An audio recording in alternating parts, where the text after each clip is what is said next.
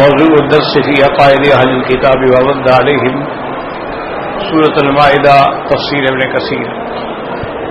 الحمد لله رب العالمين والصلاة والسلام على أشرف الأنبياء وسيد المرسلين سيدنا محمد وعلى آله وصحابه أجمعين.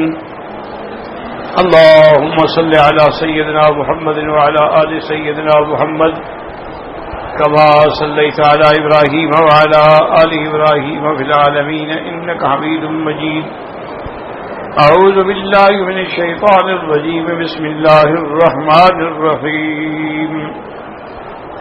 لقد كفر الذين قالوا إن الله ثالث ثلاثة وما من إله إلا إله واحد وإن لم ينتهوا أما يقولون ليمسن الذين كفروا منهم عذاب أليم.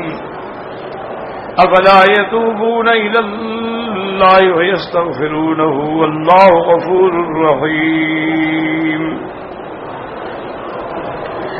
ما المسيح ابن مريم إلا رسول قد خلت من قبله الرسل وأمه صديقة كانا يأكلان الطعام انظر كيف نبين لهم الآيات ثم انظر أنا يؤفكون.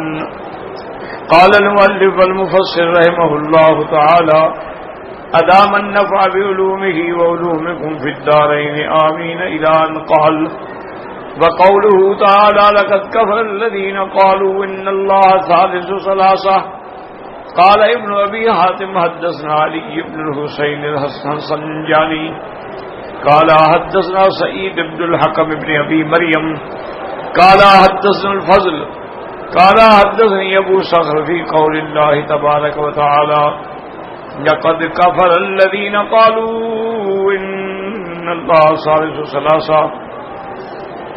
قال هو قول اليهود عزير ابن الله وقول النصارى المسيح ابن الله فجعلوا الله ثالث ثلاثة.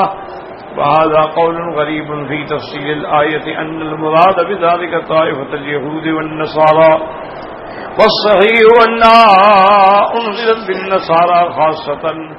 اب مفسر رحمۃ اللہ علیہ اس آیت کی تفسیر فرماتے ہیں لقد كفر الذين قالوا ان الله ثالث ثلاثة. تو فرماتی ہیں کہ حضرت ابن ابی حاتم نے اس سند کے ساتھ ابو صخر سے اس آیت کی تفسیر میں فرمایا کہ ثالث ثلاثة کا جو کہتے ہیں تو ان کا ابو صخر کا یہ خیال تھا کہ وہ قول الیہود عزیر ابن اللہ کہ یہودیوں کا جو قول ہے کہ حضرت عزیر خدا کے بیٹے ہیں تو حضرت عزیر ہو گئے خدا ہو گیا اور عزیر کی ماں ہو گئی تو لہذا یہ تین ہیں. اور اسی طرح فرماتے ہیں قول النصارى المسیح ابن اللہ فجعلوا اللہ ثالث ثلاثة کہ نصرانی بھی یہ کہتے ہیں کہ خدا کا بیٹا ہے خدا کا بیٹا ہے خدا ہے اور بی بی مریم ہے. لیکن یہ قول غریب ہے. غریب کا معنی یعنی یہ اکیلے ہیں یہ بات کہنے والے اور ان کی تائید کے اندر کوئی نہیں ہے. جیسے آتا ہے حدیث غریب ہے کہ ایک آدمی نے روایت کی ہے اور اس لیے کہتی ہیں تو لیکن مفسر فرماتا ہے کہ اس قول کے مطابق تو پھر ہمیں یہ ماننا پڑے گا کہ یہ آیتیں یہود اور نصارہ دونوں کے لیے نازل ہوئی ہیں. یہ بات غلط ہے. اصل بات یہ ہے کہ نصارہ کے بارے میں نازل ہوئی ہے. والصحيح أنها أنزلت بالنصارى خاصة قاله مجاہد وغير واحد ثم اختلفوا في ذلك فقيل. اصل قول تو یہی ہے راجح کہ یہ آیت مبارک جو ہے وہ نصرانیوں کے بارے میں ہے کیونکہ اس سے پہلے جو ذکر ہے وہ نصارہ کا ہے. لقد كفر الذين قالوا ان الله هو المسيح ابن مريم تو یہ نصارہ کا ذکر.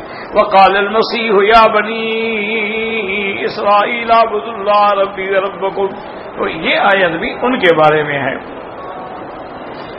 اب وہ یہ کہتے ہیں کہ ان تین سے کیا مراد ہے. ثم اختلفوا في ذلك وقيل المراد بذلك كفارهم في قولهم بالاقانيم الثلاثه کہ بعض کافر جو ہیں وہ کہتے ہیں کہ تین اقانیم ہیں بس ان تین میں ایک خدا ہے. فہو اکنوم الاب، ایک تو باپ ہو گیا، واکنوم الابن، ایک بیٹا ہو گیا، واکنوم الکلمۃ المنبثقۃ من الاب الی الابن، اور ایک اقلیم یہ ہو گیا کہ جو اب کی طرف سے بیٹے کی طرف کلمہ آیا. تو کہتے ہیں یہ ثلاث اقانیم ہیں، تو ان تین میں سے کوئی اقنیم جو ہے وہ خدا ہے. تعالی اللہ عن قولہم علوا کبیرا، اللہ کی ذات بلند و بالا ہے ان کی اس بےہودہ باتوں سے. قال ابن جریر وغیرہ والطوائف الثلاثۃ من الملکیۃ والیعقوبیۃ والنسطوریہ. حضرت ابن جریر فرماتے ہیں کہ نصرانیوں میں پھر تین جماعتیں ہو گئی تھیں، ایک ملکیہ کہلاتے تھے، ایک یعقوبیہ کہلاتے تھے، اور ایک نسطوریہ کہلاتے تھے. وہ اسی عقیدے پہ تھے. وہ مختلفون فیہا اختلافا متباعنا لیس ھذا موضوع بسطہ وکل فرقۃ منہم تکفر الاخری والحق ان الثلاثۃ کافرۃ. پھر وہ آپس میں بھی ان کا اختلاف ہے، وہ جو تین فرقے ہیں، اور وہ بھی ایک دوسرے کو کافر کہتے ہیں. اور مفسر رحمۃ اللہ علیہ فرماتے ہیں کہ سچی بات یہ ہے کہ وہ تینوں ہی کافر ہیں، وہ چاہے ایک دوسرے کو کافر کہیں. وقال السدی وغیرہ نظر فی جعلہم المسیح وامہ الہین مع اللہ فجعل اللہ ثالث ثلاثۃ بہذا الاعتبار. حضرت سدی رحمہ اللہ تعالی فرماتے ہیں کہ نصرانیوں کا یہ عقیدہ تھا کہ حضرت عیسیٰ اور ان کی ماں جو ہے یہ بھی معبود ہیں، یہ بھی الہ ہیں. تو ایک الہ اللہ ہو گیا، ایک عیسیٰ علیہ السلام ہو گئے، ایک ان کی اماں ہو گئی. تو ان کا یہ عقیدہ تھا. اسی طرح قرآن پاک میں باقاعدہ یہ آیت مبارک موجود ہے کہ قیامت والے دن اللہ تعالیٰ فرمائے گا انت قلت للناس اتخذونی وامی الہین من دون اللہ قال سبحانک ما یکون لی ان اقول ما لیس لی بحق. اللہ فرمائیں گے کہ تم نے کہا تھا لوگوں سے کہ مجھے بھی اور میری ماں کو بھی خدا سمجھو. تو حضرت عیسیٰ علیہ السلام عرض کریں گے کہ یا اللہ میرے آپ کی ذات پاک ہے، میں کیسے یہ بات کہہ سکتا ہوں، میں تو آپ کا بندہ ہوں. اس لیے اللہ نے فرمایا ہے قولہ تبارک و تعالی فی آخر سورہ وَإِذْ قَالَ اللَّهُ يَا عِيسَى ابْنَ مَرْيَمَ أَأَنْتَ قُلْتَ لِلنَّاسِ اتَّخِذُونِي وَأُمِّيَ إِلَٰهَيْنِ مِن دُونِ اللَّهِ قَالَ سُبْحَانَكَ وَهَذَا الْقَوْلُ هُوَ الْأَظْهَرُ وَاللَّهُ أَعْلَمُ. تو یہی قول جو ہے زیادہ راجح ہے کہ جو تین میں سے خدا مانتے تھے ان کا عقیدہ یہی تھا کہ عیسیٰ علیہ السلام ان کی والدہ اور خدا یہ تین ہو گئے، ان تین میں ایک الہ ہے، اور یہی زیادہ قول راجح ہے. وقال اللہ تبارک و تعالی وما من الہ الا الہ واحد، کوئی الہ نہیں، کوئی معبود برحق نہیں مگر اللہ. ای لیس متعددا، خدا زیادہ نہیں، بل هو وحدہ لا شریک لہ، اکیلا ہے جس کا کوئی شریک نہیں ہے. لا شریک لہ ولا وزیر لہ ولا ضد لہ ولا ند لہ ولا مثل لہ ولا مثال لہ. الہ جمیع الکائنات وسائر الموجودات، ساری مخلوق کا الہ وہی ہے، تمام موجودات کا الہ وہی ہے. ثم قال تبارک و تعالی متوحدا له متحددا. اب اللہ ان کو تحدید فرماتے ہیں کہ بدبختو توبہ کر لو، ہٹ جاؤ اس قول سے، ورنہ اللہ تمہیں عذاب دردناک میں مبتلا کر دیں گے. وَإِن لَّمْ يَنْتَهُوا عَمَّا يَقُولُونَ، اگر تم اس بات سے نہ ہٹے، من هذا الافتراء والكذب، یہ جو تم جھوٹ بول رہے ہو، افتراء باندھ رہے ہو، لَيَمَسَّنَّ الَّذِينَ كَفَرُوا مِنْهُمْ عَذَابٌ علیم، اے فی الآخرۃ من الاغلال والنکال. اللہ تبارک نے فرمایا پھر ہم ان کو آخرت میں ایسا دردناک عذاب دیں گے.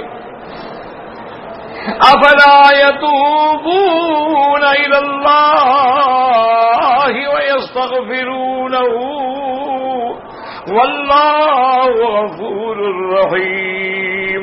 اب اللہ کا کرم دیکھیں، وہذا من کرمہ تعالی وجودہ ولطفہ ورحمتہ بخلقہ ما ھذا الذنب العظیم وہذا الافتراء والکذب والإثم یدعوہم الی التوبۃ والمغفرۃ کل من تاب الیہ تاب علیہ. یہ اللہ کا کرم ہے، یہ اللہ تعالی کا سخاوت ہے، یہ اللہ کی شفقت ہے، یہ اللہ کی رحمت ہے اپنے بندوں پہ کہ بندے جھوٹ بول رہے ہیں، اس کی خدائی میں شریک بنا رہے ہیں، لیکن اللہ پھر بلاتی ہیں کہ آؤ توبہ کر لو، معافی مانگ لو، میں بخشنے کے لیے تیار ہوں. افلا یتوبون الی اللہ یستغفرونہ. فرماتی ہیں کہ اس افتراء کے بعد، اس کذب جھوٹ کے بعد بھی یدعوہم الی التوبۃ والمغفرہ، اللہ تعالیٰ توبہ کی طرف بلاتے ہیں اور اللہ تبارک و تعالیٰ مغفرت کی طرف بلاتے ہیں. اور اس کے بعد فرماتے ہیں وکل من تاب الیہ تاب علیہ. اور جو شخص اللہ کی طرف لوٹتا ہے، توبہ کرتا ہے گناہوں سے، اللہ تبارک و تعالیٰ اس پہ مہربانی فرما کے اس کے سارے گناہ جو ہیں معاف کر دیتے ہیں. اور یاد رکھیں ایک صحیح حدیث میں آیا ہے، حضور نے فرمایا کہ للہ افرح من توبۃ عبد. اللہ کو بندے کے توبہ کرنے سے خوشی ہوتی ہے. اور فرمایا حضور نے مثال دی، اتنی خوشی ہوتی ہے، اتنی خوشی ہوتی ہے کہ جیسے ایک آدمی صحرا میں سفر کر رہا تھا، ایک چھوٹے سے درخت کے ساتھ اس نے اپنی اونٹنی کی رسی باندھی اور خود سائے میں لیٹ گیا. اب جب آنکھ کھلی تو اونٹ غائب اور سارا کچھ اس کا کھانا پینا پانی سب اونٹ پہ لدا ہوا ہے. اب اس بیچارے نے ادھر دیکھا ادھر دیکھا اور جانتا تھا کہ یہ صحرا کا سفر ہے، اگر میں نے ڈھونڈنے کی کوشش کی تو میں تو خود ہی گم ہو جاؤں گا. تو اس نے آخری فیصلہ یہ کیا کہ اسی درخت کے نیچے آ کے لیٹ گیا، اللہ کا ذکر کرتا رہا، توبہ استغفار کرتا رہا کہ مرنا ہے تو بس ٹھیک ہے، پھر کھاؤں گا بھاگ بھاگ کے پیاسے مر لیں گے کیا ضرورت. وہ ذکر کرتے کرتے پھر سو گیا، نیند آ گئی. اب جب آنکھ کھلی تو دیکھا کہ اونٹ کھڑا ہوا ہے، اور ادھر ادھر اونٹ چل پھر کے واپس آ گیا. تو خوشی میں اتنا وہ مدہوش ہوا، کہتا ہے انت عبدی وانا ربک، تم میرے بندے ہو اور میں تمہارا رب ہوں. کہنا تو یہ تھا نا کہ انت ربی وانا عبدک، تم میرے رب ہو میں تمہارا بندہ، لیکن بھول کے خوشی میں. تو حضور نے فرمایا جتنی اس کو خوشی ہوئی تھی اللہ کو اس سے بھی زیادہ خوشی ہوتی ہے جب گناہگار توبہ کرتا. اور اسی طرح صحیح حدیث میں آیا ہے، حضور پاک نے ارشاد فرمایا ہے علم عبدی ان له رب یغفر الذنوب، کہ بندہ جب توبہ کرتا ہے اللہ فرشتوں سے کہتے ہیں میرے بندے کو پتہ لگ گیا ہے کہ میرا بھی کوئی رب ہے، میرا بھی کوئی سردار ہے بخشنے والا، دیکھو کیسے توبہ کر رہا ہے، گواہ ہو جاؤ میں نے اس کے سارے گناہ معاف کر دیے. تو اس لیے توبہ کرنا جو ہے یہ ایک بہت بڑی عظیم نعمت ہے، اور خاص طور پہ توبہ کر در جوانی شیوہ پیغمبری، جوانی میں توبہ کرو. بوڑھے ہو گئے تو سب توبہ کرتے ہیں، جب بوڑھے ہو گئے ٹانگیں جواب دے گئی، پاؤں قبر میں لٹک گئے، اب تو خود بخود ہی توبہ کرنی کرو گے تو اور کیا کرو گے. وہ توبہ نہیں ہوتی، دراصل توبہ یہی ہے کہ طاقت ہے، جوانی ہے، صحت ہے، موقع ہے، حالات ہے، کہتا ہے معاذ اللہ میری توبہ ہے، یہ توبہ. تو اس لیے اللہ نے بار بار قرآن میں فرمایا توبوا الی اللہ توبۃ نصوحا. اللہ نے بار بار قرآن میں فرمایا ہے کہ آدم علیہ السلام سے غلطی ہوئی لیکن جب توبہ کی ہم نے توبہ قبول فرما لی. تو اس لیے اللہ نے اتنے بڑے افتراء کرنے والوں کو بھی یہی فرمایا کہ افلا یتوبون الی اللہ، کیوں اللہ کی طرف توبہ نہیں کرتے ہو. اور میری بات یاد رکھیں، توبہ کا معنی یہ نہیں ہوتا جو آج کل لوگوں نے بنایا ہوا ہے، یا اللہ میری توبہ، یا اللہ میری توبہ، اور میری لاکھ توبہ، اور میری کروڑ توبہ، اور میری 1 ارب. یہ تو مذاق ہے اللہ سے، یہ گناہ ہے. اور بزرگوں نے لکھا ہے کہ جو آج کل ہم توبہ کرتے ہیں اس سے بھی توبہ کرنی چاہیے کہ ہم کتنا جھوٹ بول رہے ہیں. اور ہم جو توبہ کریں اس سے تو خطرہ یہ ہوتا ہے کہ کہیں اسی وجہ سے اللہ کا عذاب نہ آ جائے کہ گناہ کرتے ہو اور پھر اللہ سے بھی مقول کرتے ہو. یعنی حرم میں بیٹھا ہے، توبہ کر رہا ہے، لیکن دل میں ہے کبھی واپس جا کے سگریٹ پیوں گا، ابھی حرم سے نکلتے ہوئے پہلا کام یہی کروں گا. یہاں بیٹھا توبہ گیا اللہ میری چھوٹے بڑے گناہوں سے توبہ ہے، اور ہوٹل پہ جا کے غیر محرم عورتوں کے ساتھ کھانا کھا رہا ہے، ایک کمرے میں لیٹا ہوا ہے، آئے ہوئے حج پہ ہیں اور عمرے پہ ہیں ماشاءاللہ.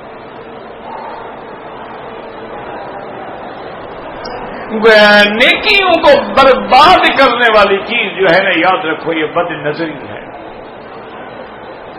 یہ جو غیر محرم پہ نظر پڑتی ہے نا، نیکیاں ختم ہو جاتی، چاہے مرد کی پڑے یا عورتوں کی پڑے. حضرت امام ابو حنیفہ رحمۃ اللہ علیہ کی خدمت میں جب محمد ابن حسن الشیبانی جو ان کے بہت بڑے شاگرد ہیں اور بہت بڑے عالم ہیں،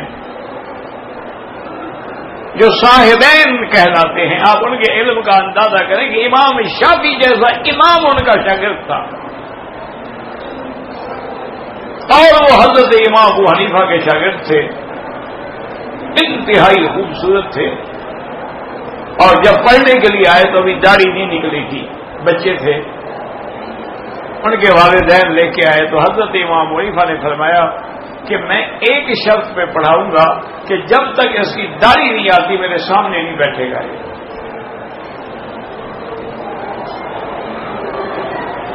تو حضرت امام ابو حنیفہ فرماتے تھے کہ جیسے غیر محرم عورت سے پردہ کرو، حیا کرو، اسی طرح امرد جو ہیں جن کی داڑیاں نہیں نکلی ہیں، لڑکے ہیں، ان سے اور زیادہ خیال کرو کہ یہ ان سے بھی بڑا فتنہ ہے.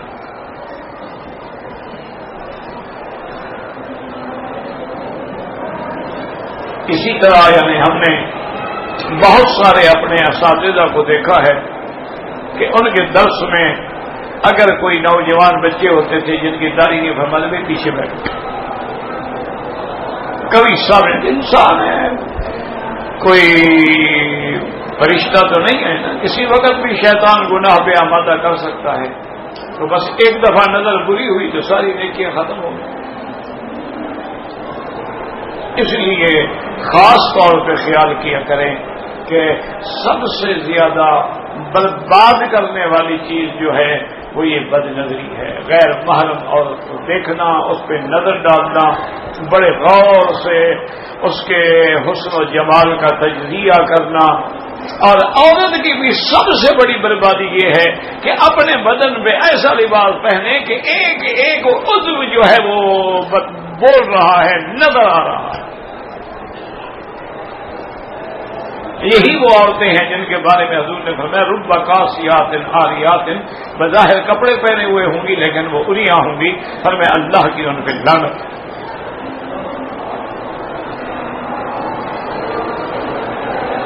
اور اسی طرح یاد رکھیں کہ میری بیٹی، میری بہن، اللہ آپ کی حاضری قبول فرمائے، بڑا قبول فرمائے، لیکن اگر سر کے بالوں سے لے کر آپ کے پاؤں تک ذرا سا بھی حصہ ظاہر ہے تو اللہ کی لعنت برس رہی ہوتی ہے. طواف کرنے کا کیا فائدہ ہے؟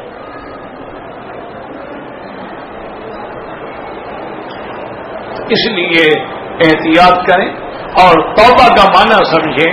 توبہ کا معنی یہ ہے کہ آدمی گناہ کو فوراً چھوڑ دے.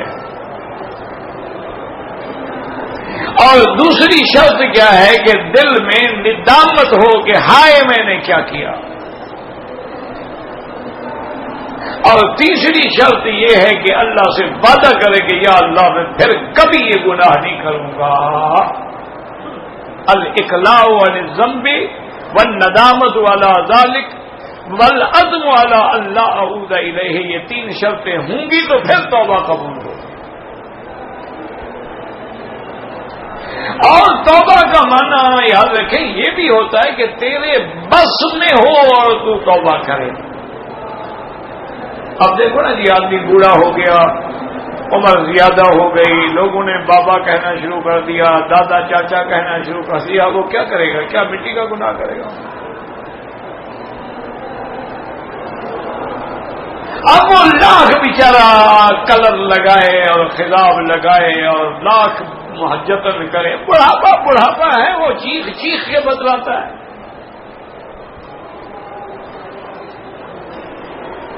تو اس لیے یہ توبہ نہیں ہے۔ توبہ وہ ہے جیسے صحیح حدیث میں ہے کہ غار میں بند تھے 3 آدمی، غار کا منہ بند ہو گیا تو نیکیاں بتلانے لگے، تو ایک آدمی نے اپنی نیکی بتلائی، اس نے کہا یا اللہ تو جانتا ہے میں فلاں لڑکی پر عاشق تھا، اور یہ عشق بڑی برباد کرنے والی چیز ہے۔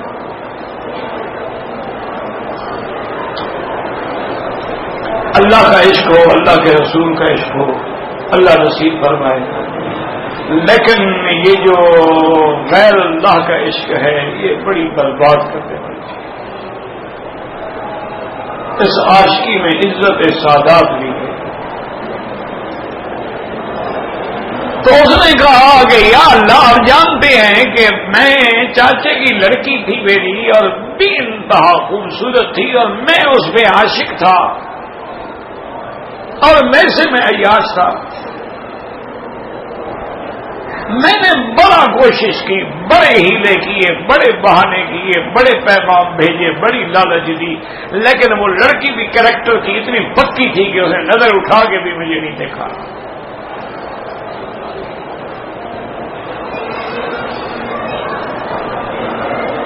کہتا ہے کہ ایک دن رات کو میں، ٹھنڈا موسم تھا، ہلکی ہلکی ٹھنڈ تھی، بڑی پیاری خلقی تھی، میں گھر کے صحن میں 4 پائی ڈال کے سویا ہوا تھا، آدھی رات کو دروازہ کھٹکا، میں نے کہا کون ہے؟ میں نے جب جا کے دروازہ کھولا وہی لڑکی کھڑی،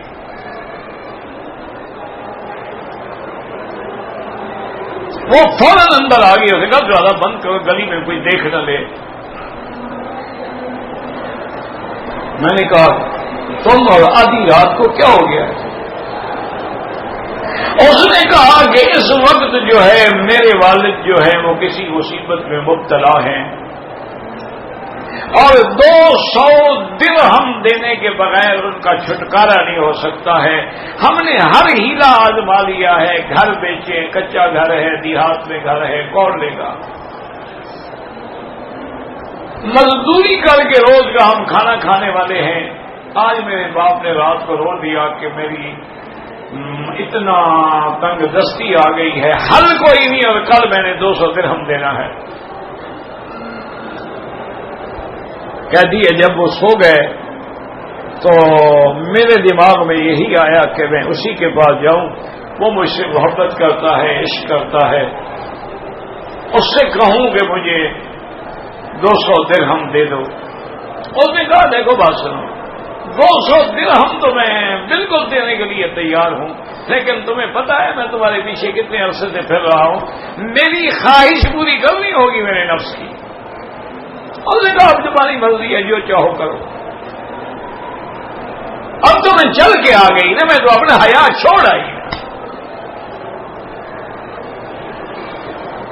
وہ کہتے ہیں مولا آپ جانتے ہیں کہ میں اس کو اپنے کمرے میں لے گیا اور اس سے کہا بھی حمام میں جائیں تاکہ تم فریش اپ ہو جاؤ، اور میں بھی تیار ہو کے آتا ہوں۔ واپس آیا تو 200 درہم جو تھے میں نے اس کو پیش کیے، میں نے کہا یہ پہلے تم اپنے پیسے لے لو، یہ نہ کہو کہ کل کو میری عزت بھی لوٹ لے اور پیسے بھی نہ دے۔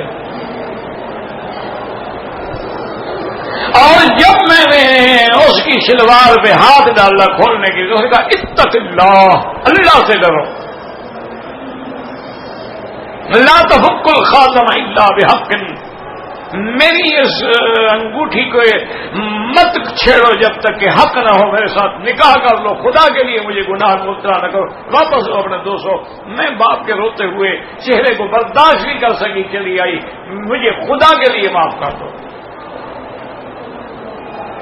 کہتا ہے میں کھڑا ہو گیا، میں نے اپنے کپڑے پہنے، میں نے کہا اٹھو کپڑے پہن لو، میں نے اس کے کپڑے بھی اتار دیے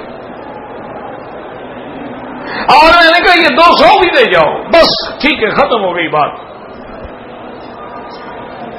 اور میں تم کو یہ بتا دوں کہ ایک لڑکی ہو کہ تم نے جو مجھے میرے منہ پہ تھپڑ مارا ہے، میں نے بھی توبہ کر لی ہے، اب میں کبھی زندگی میں گناہ نہیں کروں گا۔ انہوں نے کہا یا اللہ اگر میری یہ توبہ سچی تھی تو اس پتھر کو ہٹا دیں۔ پتھر فوراً ہٹ گیا اور ہم باہر نکل گئے۔ صحیح ہے ان میں بخاری اور مسلم کی حدیث۔ اب اللہ میں یاد رکھو کہ جب بھروسہ کرو نا اللہ بدلہ بھی دیتے ہیں۔ اسی لڑکی سے نکاح ہوا اس کا، اس نے والد کو جا کے سنایا نا سارا قصہ کہ ایسا ہوا ایسا ہوا ایسا، انہوں نے کہا بس بات ختم ہے۔ اس نے ایک تو ہمارے دکھ میں مدد کی ہے اور دوسرا اس نے تیرے ننگے بدن پہ نظر ڈالی ہے، اب اور کسی کی نظر نہیں پڑے گی، چلو میں تمہارا نکاح کر کے آتا ہوں۔ ہمارے تو 100 بندے کو کہہ دیتے ہیں تمہاری ہو گئی اور تمہاری ہو گئی اور تمہاری ہو گئی، سب سے کھاتے رہتے ہیں اور پھر جاتے انا للہ و انا الیہ راجعون۔ یہ ہے توبہ۔ میرے نانا مرحوم جو تھے میں نے نہیں دیکھا، میرے والد رحمت اللہ علیہ سے بھی بہت بڑے عالم تھے وہ۔ میرے والد رحمت اللہ علیہ تبھی تازہ پڑھ کے فارغ ہوئے تو وہ پہلے سے پڑھاتے تھے، اور حضرت شیخ الجامعہ مولانا غلام محمد گھوٹوی رحمت اللہ علیہ جو بہاولپور کی جامعہ عباسیہ کے سب سے پہلے وائس چانسلر تھے، وہ ان کو ملنے کے لیے جاتے تھے وہاں، یعنی وہ اتنے بڑے عالم تھے۔ اور اللہ نے ان کو جمال بھی ایسا دیا تھا کہ ہمیشہ کپڑا لٹکا کے رکھتے تھے کہ کوئی عورت مجھے دیکھ کے کسی فتنے میں مبتلا نہ ہو جائے۔ اور اللہ نے زبان میں یہ اثر عطا فرمایا تھا کہ جہاں جلسہ ہوتا نا جی 50 آدمی 40 آدمی 300 آدمی کھڑے ہو کے توبہ کرتے گناہ، خالص بریلوی تھے بھی پکے بریلوی۔ ایک دن والد صاحب رحمت اللہ علیہ فرماتے ہیں کہ میرے غربت کا زمانہ تھا، ہم مسجد کے ساتھ تھوڑی سی جگہ تھی وہاں گھاس بکاش کرتے تھے اور ساگ وغیرہ اور سبزیاں وبزیاں بکاش کرتے تھے، وہی ہم کھاتے تھے اور طالب علم کھاتے تھے۔ ایک دن فرماتے ہیں کہ دوپہر کا وقت ہے، شدید گرمی ہے، میں نے دیکھا کہ تیرے نانا بڑی بہترین گھوڑی رکھتے تھے اور اس زمانے میں بھی وہ لاکھوں پتی آدمی تھے، پیسے والے بھی تھے۔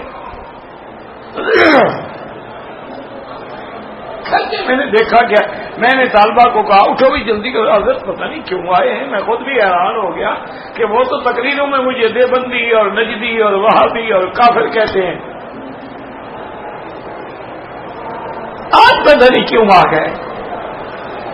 گھوڑی پکڑی، گھوڑی سے حضرت کو اتارا، میں نے کہا حضرت میرے پاس یہ کچے کوٹھے ہیں،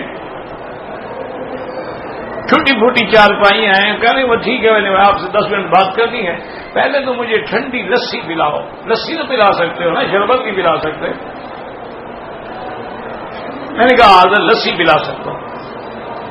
لسی منگوائی، کمرے میں جا کے بیٹھے، کہنے لگے خیر محمد میں اس لیے آیا ہوں کہ رات مجھے بیوی نے کہا ہے کہ تمہاری بچی جوان ہو گئی ہے، اس کو پہلا حیض آ گیا ہے، لہذا میں تمہارے ساتھ رشتے کے لیے آیا ہوں کہ میری بچی کا رشتہ قبول کر لو۔ میں نے کہا حضرت آپ ہوش میں ہیں؟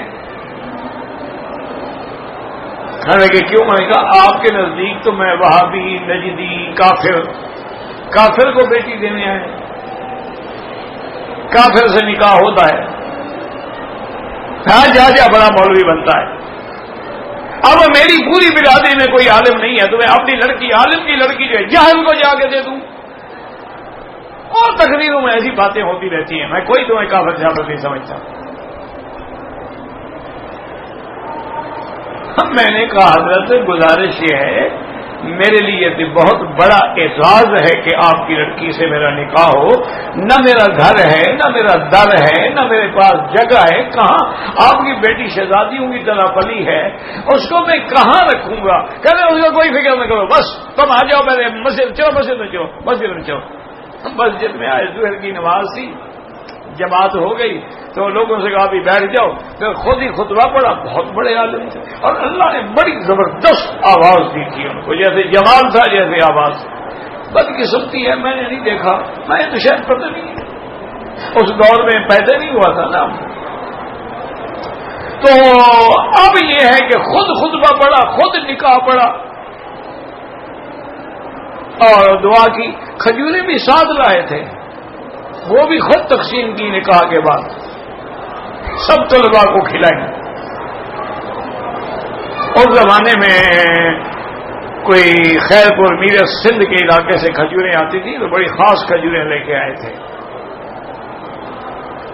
اور پھر اس کے بعد کہا اچھا خیر مت ایسا کرو کہ غم نہ کرو، کل میں مستری بھی بھیج دوں گا، مزدور بھی بھیج دوں گا، آدمی بھیج دوں گا، تمہارے لیے چھوٹا سا گھر بنائیں گے، پھر بیوی کو لے آنا.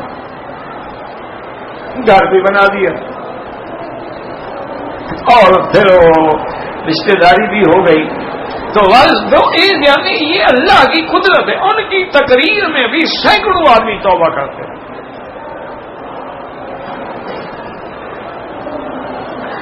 والد صاحب کہتے ہیں میں نے ایک دفعہ ان کو بیماری میں رو کے کہا، میں نے کہا حضرت اب تو آپ میرے باپ ہیں اور اتنے بڑے عالم ہیں، لوگ آپ کی تقریر میں توبہ کرتے ہیں، کبھی آپ بھی توبہ کر لیں اپنے عقیدے سے. آپ کا یہ جو ڈھل مل یقین عقیدہ ہے نا، کبھی پیروں کی مزار میں بیٹھے ہوتے ہو، کبھی 9 راتیں کاٹتے ہو، کبھی اس شریف پہ جا رہے ہوتے ہو، خدا کے لیے آپ بھی توبہ کر لیں.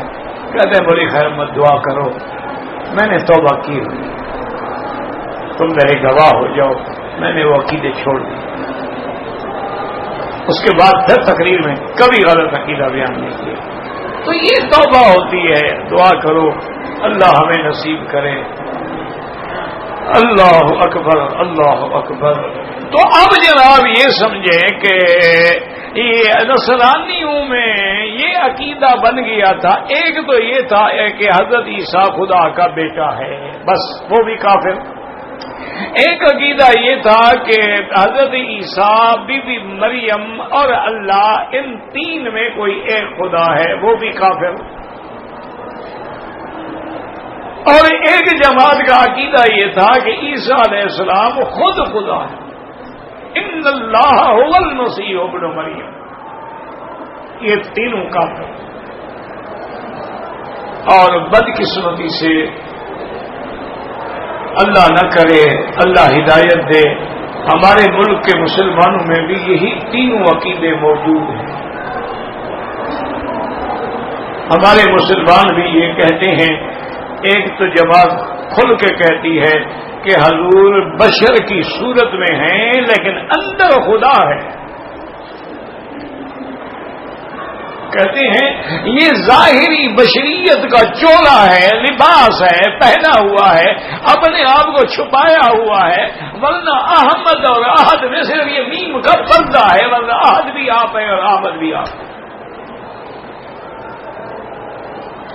یہ ان کا عقیدہ ہے اور یہ زبانی کلامی نہیں، کتابوں میں لکھا ہے. جو مستوی تھا عرش پہ خدا ہو کر اتر پڑا ہے مدینے میں مصطفیٰ. ایمان سے کہیں اگر یہ عقیدہ نصرانی رکھیں تو کافر ہو جائیں اور مسلمان رکھیں تو عاشق رسول بن جائیں. یعنی باقاعدہ کہ اور بڑی وضاحت سے. اور اسی طرح کتابوں میں لکھا ہے کہ عیسیٰ جب حضور معراج پہ گئے تو جبریل سدرۃ المنتہا پہ رک گئے، حضور کے لیے رف رف آیا اور حضور پھر عرش کی طرف چلے گئے. تو جبریل کہتے ہیں کہ میں نے نیچے سے کھڑے ہو کے نگاہ ڈالی تو میں حیران ہو گیا کہ اوپر بھی آپ ہیں اور نیچے بھی آپ ہیں. تو میں نے کہا یہ پتہ نہیں پھر میں یہ معراج کرانے کی ضرورت کیا تھی جب خود آپ اوپر عرش میں بھی تو آپ ہیں، نیچے بھی تو آپ ہیں. ایک کتابوں میں لکھا ہے. ایک ہوتا ہے نا کہ آدمی الزام لگا رہا ہو. کتابوں میں لکھا ہے میں سو جاؤں صلی اللہ کہتے کہتے اور محمد مصطفیٰ کو خدا کہتے کہتے. یہ ہمارے لوگوں کا عقیدہ ہے. اب فیصلہ آپ خود کریں. جو لوگ یہ عقیدہ رکھتے ہیں کیا نصرانی ہو تو کافر ہو جاتا ہے, یہودی ہو تو کافر ہو جاتا ہے, مسلمانوں کو ایسا امرت دھارا مذہب ہے جو بھی عقیدہ رکھے کافر نہیں ہوتا. اچھا, جیسے وہ کہتے تھے نا جی کہ 3 میں 1 ہے, یہ بھی جماعت ہمارے اندر موجود ہے جو کہتے ہیں کہ خدا بھی نہیں ہے لیکن خدا سے جدا بھی نہیں ہے. وہی ہے نا 3 میں 1 ہے کہ خدا بھی نہیں ہے لیکن خدا سے جدا بھی نہیں ہے. یہ بھی ہمارے اندر عقیدہ موجود ہے اور یہ بھی ہمارے اندر جماعت موجود ہے, عقیدہ موجود ہے جن کا عقیدہ ہے کہ انبیاء علیہم السلام عالم الغیب ہیں اور ان کو عالم ما کان ما یکون ہیں اور علم غیب کلی جزئی کے مالک ہیں. صرف عطائی اور ذاتی کا فرق ہے, ورنہ سارے نبی غیب دان ہوتے ہیں اور حضور پاک بھی غیب دان ہیں. تو یہ بھی عقیدہ ہے اور جو یہ عقیدہ رکھتا ہو اللہ کی صفت میں شریک کرے تو کافر ہو جاتا ہے.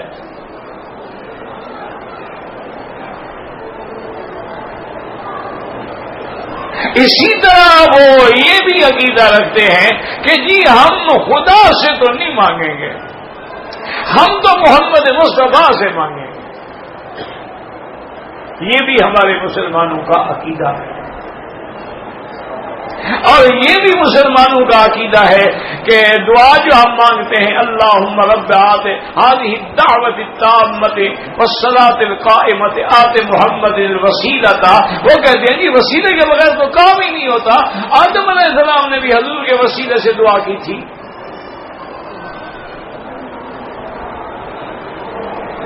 یہ بھی عقیدہ ہے. انا للہ و انا الیہ راجعون. ویسے آپ کے عقیدے میں کیا ہے, باپ پہلے ہوتا ہے یا بیٹا پہلے ہوتا ہے؟ ہاں جی, حرم میں بات سچی کرو, مجھے بعد میں جتنا مرضی ہے وہاں بھی کہنا گالیاں دینا, لیکن عقیدہ تو سمجھ لو نا, باپ پہلے ہے یا بیٹا پہلے ہوتا ہے؟ تو آدم کیا ہے, تو باپ پہلے ہوگا یا حضور پہلے تھے کہ وسیلہ پکڑا؟ اور یہ جو دعا ہے یہ وسیلہ پکڑنے کی نہیں ہے, یہ تو الٹا حضور کہہ رہے ہیں کہ میرے لیے دعا مانگو. یہ نہیں فرمایا کہ میرے واسطے سے دعا مانگو, میرے واسطے فرمایا میرے لیے دعا مانگو. اور کیا مانگے, وہ مقام وسیلہ جو جنت میں ہے, سب سے اعلیٰ مقام ہے, وبعث مقام محمودہ جس کا نام ہے. اللہ مجھے وہ عطا کرے. اور حضور آپ کو تو ہماری دعاؤں کی کیا ضرورت ہے, اللہ کی وعدہ ہو, اللہ تو آپ سے وعدہ کر چکے ہیں, لیکن حضور کی رحمت ہے امت میں. حضور نے فرمایا جب تم میرے لیے دعا کرو گے تو میں بھی تمہاری شفاعت کر دوں گا. اب ٹھنڈے دل سے خود جا کے غور کریں کہ اگر ہندو اپنے بت کے آگے سجدہ کرے, اپنے دیوی دیوتا کے آگے سجدہ کرے اور مسلمان قبر پہ سجدہ کرے, کیا فرق ہے؟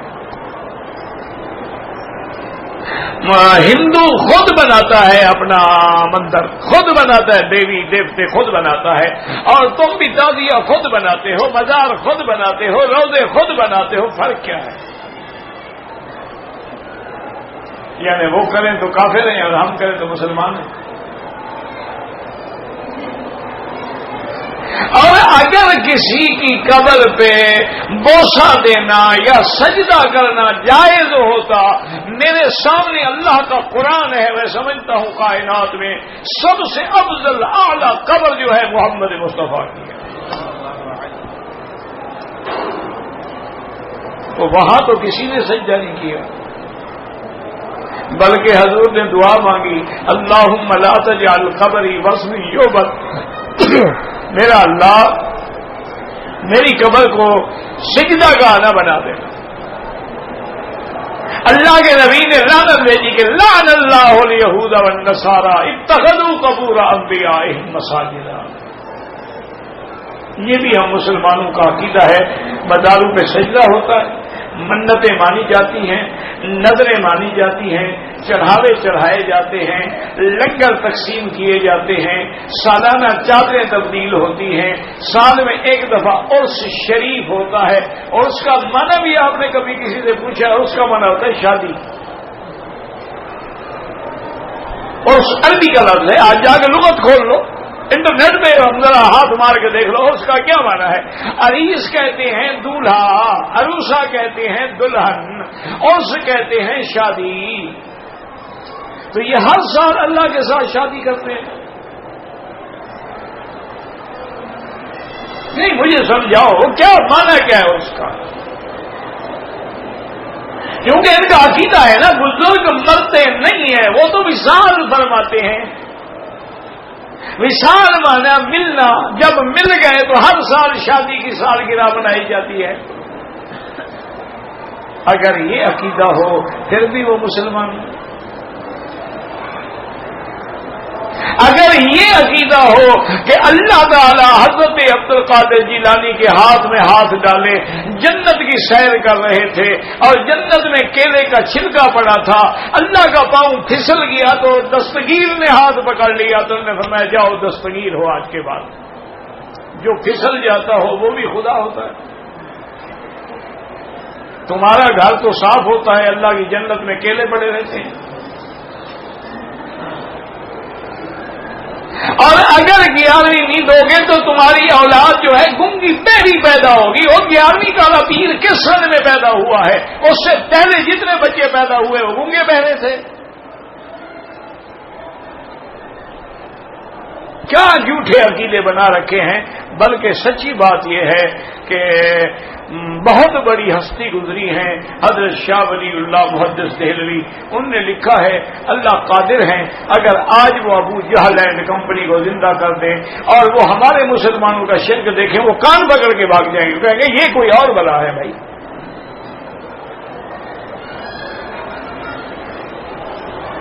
کہیں گے یہ جو شرک کر رہے ہیں ہمیں، یہ تو ہمارے باپ دادا نے بھی نہیں کیا کہ ہم تو ڈوبنے لگتے تھے تو اللہ کو پکارتے تھے، یہ تو ڈوبتے ہوئے بھی پیر فضل حق کو پکارتے ہیں. انا للہ. بس اللہ کے گھر میں بیٹھے ہو دعا کرو. جن مسلمانوں کا عقیدہ غلط ہے اللہ صحیح کر دے، جن کی اولادیں غلط ہیں اللہ صحیح کر دے، اور بڑی مشکل دور سے گزر رہے ہیں، دعا کرو اللہ ہماری بیٹیوں کی عزتیں عصمتیں محفوظ رکھے اور اللہ ان کو خیر کے رشتے نصیب فرمائے. اچھا مصیبت بھی یہ ہے کہ نیک لڑکی کو رشتہ نہیں ملتا، جو نمازی ہو، پرہیزگار ہو، عالمہ ہو، فاضلہ ہو، اس کو نہیں ملتا. جو ماشاءاللہ جدید ماحول کی پرورش ہو تو سکول سے ہی ڈھونڈ لیتی ہے، اس کے لیے تو تلاش کرنے کی ضرورت ہی نہیں پڑتی نا. وہ تو کو ایجوکیشن ہے ماشاءاللہ، پارٹنر وہی بن جاتے ہیں. وہ تو بڑی شریف ہو تو صرف ماں باپ کو بتا دیتی ہے کہ میں فلاں سے محبت کرتا ہوں، وہ بھی شریف ہو، ورنہ کہتی آزادی ہے میری، میں کیوں بتاؤں. کسی مرشد سے بیعت کرنا بالکل جائز ہے، لیکن وہ مرشد ہو. مرشد مانا اللہ کا رستہ دکھلانے والا. تو اگر اس کو خود اللہ کا رستہ نہ آتا ہو، بھنگ کا مٹکا پی کے پڑا رہتا ہو، مجھے بڑھائی ہوئی ہوں، پیٹ بڑا ہو، لوگوں کی عورتیں گھر میں رکھی ہوں، تو تمہیں تو وہی رستہ بھنگ والا دکھلائے گا نا.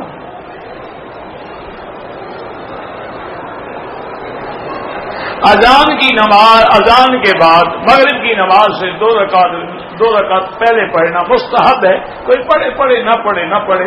امام ابو حنیفہ کے نزدیک نہ پڑھنا افضل ہے.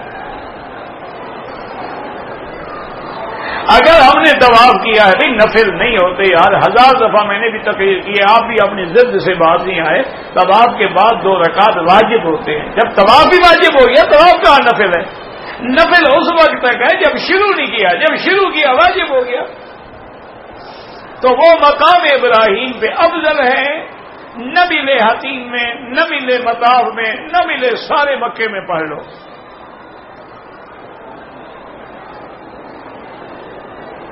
طواف کے دوران گھر والوں کو کرنسی ملی ہے، اگر مالک کا نام ہے تو دے دیں، نہ ہو خیرات کر دیں۔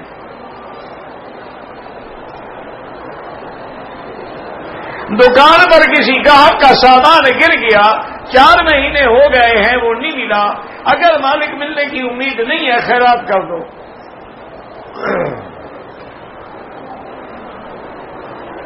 میں نے کئی دفعہ بتایا ہے، اب روز جو بتاتا رہوں تو کدھر جاؤں، کہ قرآن کی آیت ہے لیس لہا من دون اللہ کاشفہ، اول آخر درود شریف 1001 دفعہ پڑھ کے پانی پہ دم کریں، دواؤں پہ دم کریں، ہر چیز پہ دم کر کے استعمال کریں، اللہ شفا دیں گے۔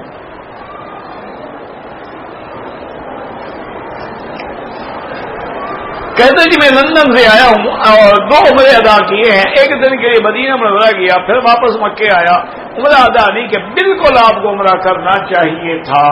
اب اس کا علاج یہ ہے، یا تو فوراً مدینہ منورہ چلے جاؤ، زیارت بھی کر لو، احرام باندھ کے آگے عمرہ بھی کر لو، پھر کوئی دم نہیں دینی پڑے گی، اور یہ تمہارا کرایہ کتنا 100 ریال لگ جائے گا، اور دم تو 400 ریال میں بکری ملے گی، اور اگر نہیں جاؤ گے تو پھر دم دینی پڑے گی، اور عمرے سے بھی محروم ہو گئے۔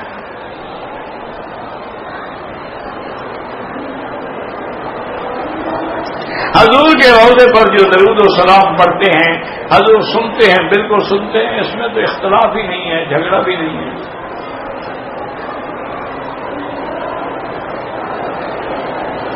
زندہ لوگوں کے لیے کوئی عمرہ نہیں، دعا کرو۔ ہمارے ملک سے کوئی آدمی حرمین الشریفین میں داخلہ لینا چاہے تو سعودی ایمبیسی میں، سفارت خانے میں جا کر وہاں ایجوکیشن اٹیچی ہوتے ہیں، ان سے رابطہ کرے، وہ فارم دیں گے، دیکھیں گے، شرائط بتائیں گے، وہ بھیجیں گے، پھر داخلہ ملے گا۔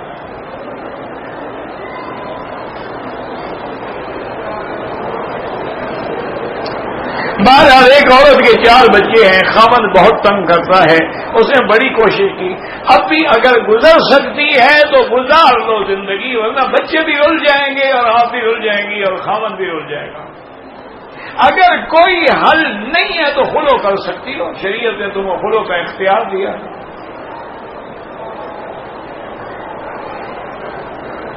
میں آیت الکرسی پڑھ کے سوتا ہوں، لیکن رات کو سوتے ہوئے دانت پیسنے یہ بیماری ہے، اس کا کسی ڈاکٹر کے پاس جائیں، دوا کر کے دے دیں گے۔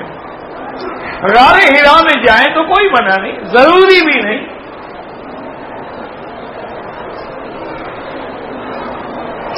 دیر روحا جو ہے اس میں کوئی شک نہیں ہے کہ انبیاء نے پانی پیا ہے، لیکن کتنوں نے اللہ عالم۔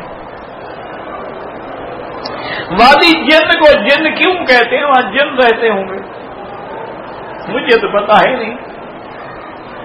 کہتے ہیں گاڑیاں بغیر گیئر لگائے کے چلتی ہیں، تو پھر ساری گاڑیاں وہی وادی جن میں کھڑی کر دو، وہیں سے جو چلیں گی آپ کو آپ کے ملک میں پہنچا دیں گی۔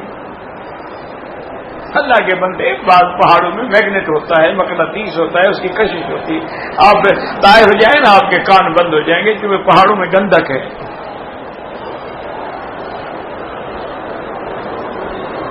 روضہ رسول پہ صلاۃ و سلام پڑھ کے شفاعت اللہ سے مانگے کہ اللہم ارزقنی شفاعت نبیک محمد صلی اللہ علیہ وسلم۔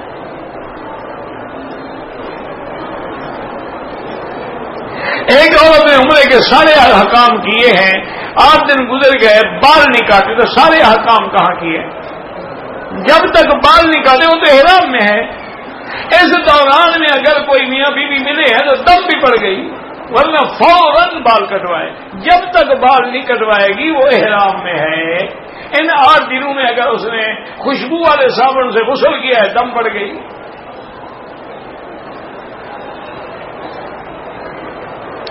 ایک آدمی نے احرام کھول دیا، کپڑے پہن لیے، بعد میں حلق کرائی، غلط بات ہے، بعد میں بھی حلق جائز ہے، لیکن پھر کپڑے احرام بعد کے حلق کرائے۔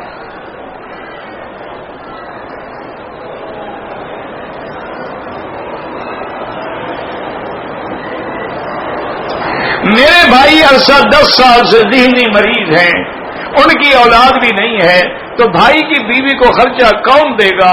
بھائی آپ کی بیوی اسی کے نکاح میں رہے گی یا اس سے باقاعدہ نکاح فسخ کراؤ، طلاق حاصل کرو، اور نفقہ جو ہے خامد کی جائیداد سے اس کو دیا جائے گا، چاہے خامد کا ذہن ٹھیک ہو یا نہ ہو، اس کے نکاح میں جو بیٹھی ہوئی ہے بیچاری۔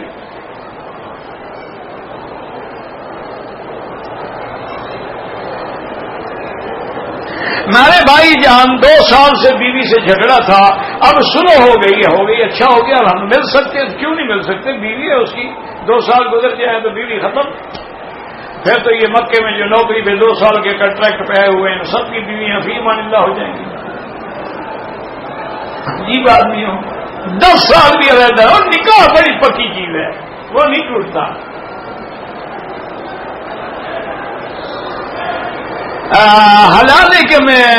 حلالے کا معنی یہ ہے کہ اگر کسی عورت کو 3 طلاقیں ہو گئی ہیں، اب وہ بدبخت پھر اسی کے بعد جانا چاہتی ہے جس نے پہلے 3 گولیاں ماری ہیں، تو اللہ نے سزا رکھی ہے کہ فلا تحل له من بعد حتى تنكح زوجا غيره، اب کسی دوسرے سے شادی کرے تاکہ اس سے دل لگ جائے اور پہلے کے بعد نہ جائے۔ معنی یہ ہے، یہ تھوڑا ہے کہ 1 رات 2 رات کے لیے کرائے کا گھوڑا لے آؤ، اس پر تو حضور نے لعنت بھیجی ہے، لعن اللہ المحلل والمحلل له، حلالہ کرنے والا اور کرانے والا دونوں پہ اللہ کی لعنت ہے۔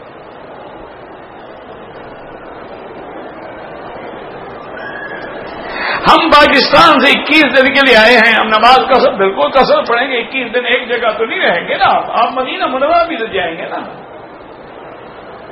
ہمیں رہائش دور ملی ہے، وہاں قریب کی مسجد میں نماز پڑھ لیں، مجبوری والی پڑھ لیں، ورنہ عصر کو آئیں، عشاء کے بعد جائیں، عصر مغرب عشاء یہاں پڑھیں۔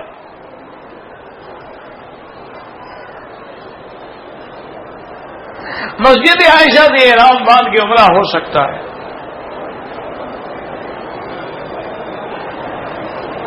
زندہ بھائی بہن کا عمرہ نہیں ہوتا، جو فوت ہو گئے ان کے لیے کریں۔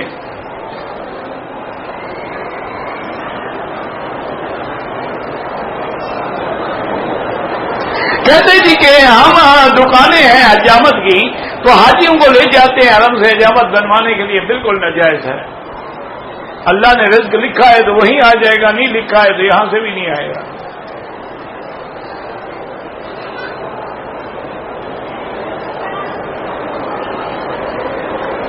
میری بیوی میرے ساتھ حج عمرے میں نہیں آ رہی، کہتی ہے کہ جب میرا لڑکا وسیم اور ہم تینوں جائیں گے، اللہ تینوں کو نصیب کرے، لیکن آپ کی کوئی کمزوری تو ہے نا جو آپ کے ساتھ اکیلے نہیں آنا چاہتی؟ بیوی آپ کی ہے، پتہ نہیں یہ کیسی بیوی ہے۔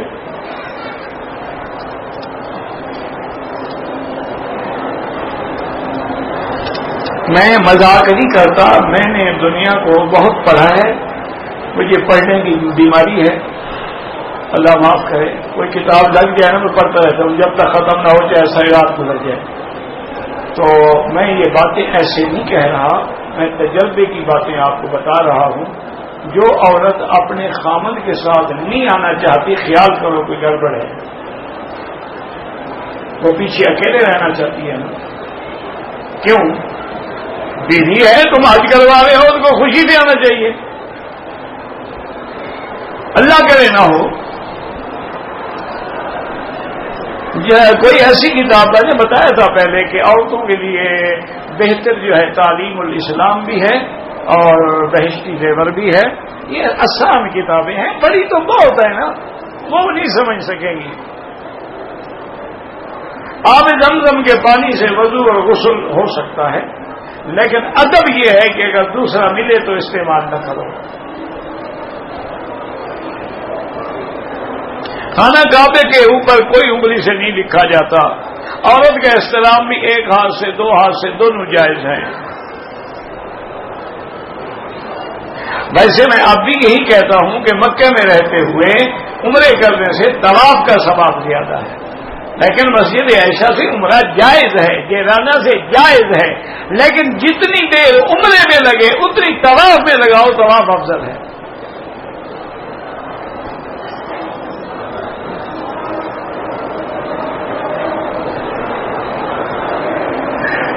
بہتر ریاض الجنہ میں لوگ جو ہے گھنٹے بیٹھے رہتے ہیں، قرآن پڑھتے ہیں، تلاوت کرتے ہیں، نفل پڑھتے ہیں.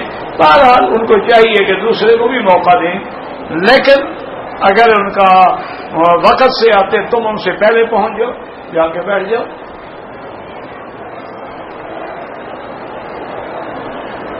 اتحیات کے بعد ایک سجدہ کرنا جو ہے یہ نماز پیغمبر اردو کی کتاب ہے، وہ لے لو مولوی الیاس کی، اس میں سارے مسئلے لکھے ہوئے ہیں. حرم میں ویسے تو ہر جگہ جب نماز دعا قبول ہوتی ہے، لیکن علماء نے مقام ملتزم، مقام ابراہیم، حجر اسود کے سامنے، حتیم میں، صفا پہ، مروہ پہ طواف کرتے ہوئے یہ جگہ ہیں جہاں زیادہ مقبول ہوتی ہیں.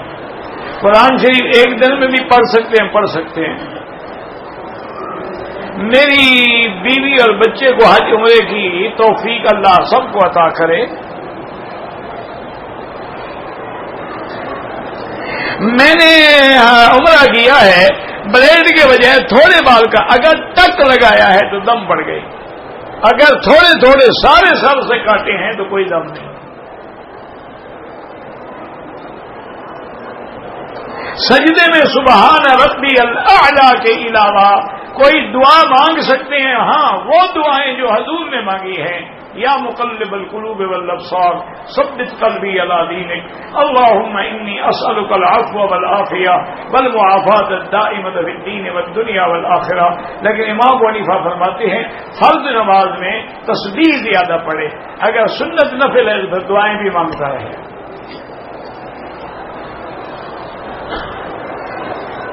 استخارے کا معنی ہوتا ہے 2 رکعت نماز پڑھے، اس کے بعد دعائے استخارہ 3 دفعہ پڑھ کے دعا مانگے کہ اللہ میرے حق میں یہ کام ٹھیک ہے، آسان کر دے.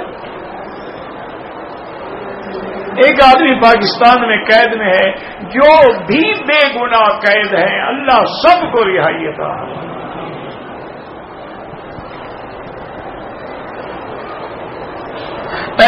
عمرے کے طواف کے پہلے پھیرے میں کندھا نہیں نکال سکا، کوئی جرمانہ نہیں.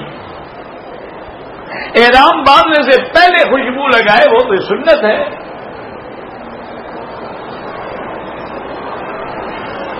اگر ہم نے دوران طواف یا صفا مروہ وضو کی ضرورت پڑ گئی، اوپر کی چادر اتار کے رکھ لی وضو کرنے کے لیے، کوئی حرج نہیں. کوئی آپ کا عمرہ چادر میں باندھا ہوا تھا، جب اتارا تو آدھا عمرہ بھاگ گیا، آدھا نیچے والی چادر میں رہ گیا. خدا کا خوف کرو، یا تم پاگل ہو جاؤ گے یا مجھے کر دو گے.